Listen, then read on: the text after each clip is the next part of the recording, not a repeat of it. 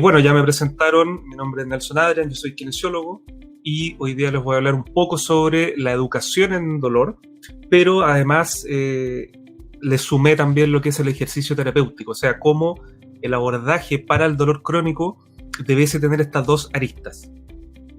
Bueno, al final de esta presentación la idea va a ser conocer un poquitito más sobre el entendimiento del dolor, tocar algo sobre los factores psicosociales que se van a relacionar con esto y también poder entender los tratamientos especializados en dolor, que van a ser justamente el ejercicio más la educación.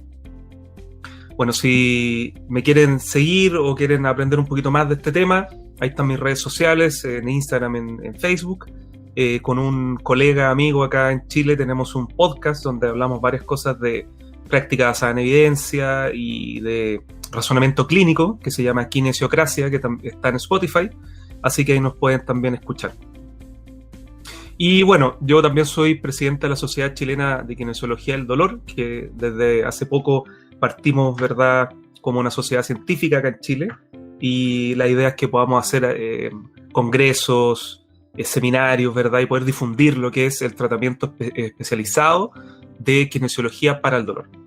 Y también ahí los invito al RIG de terapia manual ortopédica, el grupo de interés registrado de la IFOM, en donde, como me gusta meterme en cosas, soy director en la nueva directiva, así que cada vez tengo menos tiempo para hacer cualquier cosa.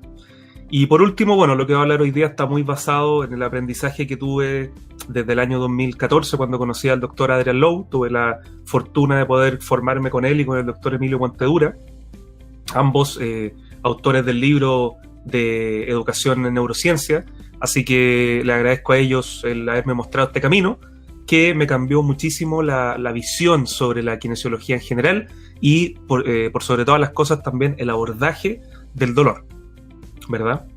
Bueno, metiéndonos un poquito más sobre este tema que vamos a hablar hoy día, ya como una pequeña introducción, sabemos entonces que el dolor es probablemente el signo clínico que hoy día se entiende como una enfermedad en sí misma, ¿verdad? Más prevalente en el mundo. De hecho, sin ir más lejos, si una persona acude a nosotros es porque le duele algo. Por lo tanto, dentro de los estudios se ha visto que tiene una prevalencia por lo menos del 60% y que va a tener el impacto negativo y calidad de vida que va a ser más relevante para la discapacidad. Se ha visto en estudios en Estados Unidos principalmente que el costo anual es mayor que lo que se gasta en enfermedades cardiovasculares o incluso en el tratamiento del cáncer. Vale decir, las cantidades de días con licencia para no trabajar o el uso de fármacos sobrepasa por mucho este otro tipo de enfermedades que en el papel pareciera que son bastante más graves. En cuanto a las cifras en Chile, la verdad es que no hay mucha investigación, pero esta que es del 2013, ya hace 7 años se hablaba que la prevalencia en Chile por lo menos era un 32% de la población total sufría de dolor crónico musculoesquelético.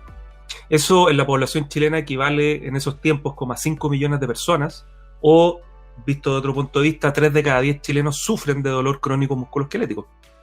El que se lleva el primer lugar va a ser entonces el síndrome de dolor lumbar, en donde 1,5 millones de personas lo sufren, y siendo en Chile la segunda causa de absentismo laboral. Esto es bien interesante porque estos números, si se llevan a comparar con los números de otros países, andan bastante similares. Y el costo anual también anda muy similar a el de otros países. Por lo tanto, vale la pena consultar con nosotros mismos, hacer la introspección y ver, bueno, qué está pasando, cómo yo voy a abordar al paciente con dolor. Como muy bien lo decía la presentación anterior, cada persona, cada individuo, ¿verdad?, es un mundo distinto. O sea, no podemos estar tratando el dolor lumbar, por ejemplo, que me voy a centrar hoy, no lo podemos estar tratando de la misma manera. Probablemente si yo estoy tratando de tener un algoritmo o estoy tratando de generar algún tipo de receta y aplicarla a todos mis pacientes con dolor lumbar, probablemente estoy cayendo en un gran error de razonamiento clínico, en un atajo cognitivo de pensar que todos los problemas van a ser parecidos. Y esa es una gran enseñanza de lo que sabemos hoy en día en cuanto al dolor. El dolor es una experiencia subjetiva y es una experiencia personal. Por lo tanto, podemos tener la misma etiqueta desde el punto de vista médico como una patología, sin embargo, la experiencia va a ser tremendamente distinta. ¿Qué pasa ahora entonces si tengo un paciente también con dolor lumbar, pero en el mapa corporal me dibuja eso? Si se fijan, es bastante más amplio el dolor. O por ejemplo acá, que ya sea bilateral, que se siente en la zona inguinal, que se va a irradiar o referir hacia otras partes, ¿ya? Y por último, pacientes que pueden tener esto, que consultan por dolor lumbar, pero como ustedes pueden observar, esto es de una paciente real mía. Fíjense acá estas características importantes, que primero el dolor está muy difundido en casi todo el cuerpo y el dolor se sale de los límites del mapa corporal. Eso nos habla de inmediato de algún proceso mucho más emocional, asociado también a cambios neuroplásticos en la experiencia del dolor. Por eso es que el dolor hoy en día se sabe que no es igual a daño en el tejido, sino que tiene que ver con el contexto de la persona, las experiencias que ha tenido, las creencias que pueda tener, además de un posible o real daño. Y a esto entonces podríamos decir, como hay algunos autores como Mosley, que hablan que el dolor entonces es una experiencia psiconeuroinmune, que se activa una gran cantidad de respuestas neurofisiológicas y por lo tanto no podemos achicarlo o verlo tan pequeño como que solamente a alguien le duele la espalda porque tiene un problema en un tejido. Eso es una visión muy reduccionista y además muy estructuralista de lo que es el dolor. Problemática para nosotros los kinesiólogos o los terapeutas físicos, que tratamos de ver el dolor de esa forma, como que algún tejido está funcionando mal. Por lo tanto, este sistema de alarma en nuestro cerebro se activa y va a disparar esta respuesta del dolor. Por lo tanto, entonces, acá quiero resumir un poco de evidencia, ahí abajo está la referencia, pero varios estudios han mostrado que en otros países como en Australia o en Estados Unidos existe una real epidemia en cuanto a lo que es el uso de opioides. De hecho, generando mayor cantidad de muertes asociadas al sobreuso y a la automedicación. Además, se ha demostrado en los últimos guidelines sobre el tratamiento del dolor lumbar que el uso de este tipo de medicamentos, la verdad es que no genera un buen efecto ni a mediano ni a largo plazo. Lo mismo con las cirugías. O sea, hoy día es incuestionable que hay montones de cirugías que no tienen mucho sentido y que su utilización puede generar mayor discapacidad y mayor dolor. Entonces existen incluso algunas cirugías como la fusión lumbar, las cuales hoy día incluso están contraindicadas porque no tendrían el efecto esperado. ¿Y para qué hablar del tratamiento en kinesiología? O sea, todos los tratamientos que hacemos nosotros en tratar de restaurar el movimiento articular, en generar alguna relajación muscular, ¿verdad? O todo lo que nosotros queramos meter, ¿verdad? Como más estructural, como cambiar la alineación de la columna, quitar la carga del disco, elongar un músculo, etc. Se ha visto que tienen muy poca utilidad en general para el tratamiento, y no solo esto, sino que también para el tratamiento de dolor de hombro, dolor cervical, y así sucesivamente. Por lo tanto, vale la pena considerar qué es lo que el paciente quiere. Ya por eso cito al gran Louis Gifford, que fue el año 98 uno de los primeros kinesiólogos a nivel mundial que empezó a hablar de este tema. Y dentro de su libro Aches and Pains, él habla sobre qué es lo que el paciente quiere saber, la verdad. Quiere saber entonces 5 cosas, 4, se le agregó una hace poco, pero ¿cuáles son las cosas que quiere saber el paciente cuando acude a nosotros? ¿Ya? Quiere saber primero qué me pasa, ¿ya? Segundo, cuánto va a durar, qué puedo hacer yo como paciente y qué puede hacer usted como clínico.